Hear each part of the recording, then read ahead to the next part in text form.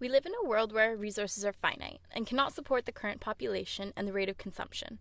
Overpopulation has led to a depletion of resources, which leads to many other issues, including environmental pollution that has dramatically increased in the past 50 years. As quantity goes down and demand goes up, political conflict and war increases as organizations fight over the rights to such resources. It has also had influence on unemployment, as there is more competition for jobs. The cost of living is getting too high for most, as competition increases for living space, food, and healthcare. Current debate on population control largely focuses on human rights.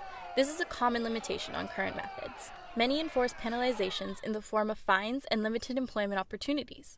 Religious freedoms and women's rights to control their own body are usually victims of such enforcements. Population control is disputed largely as going against the preservation of rights and freedoms. However, through unregulated procreation, we are ensuring our future generations are in an even worse condition environmentally, politically, and socially.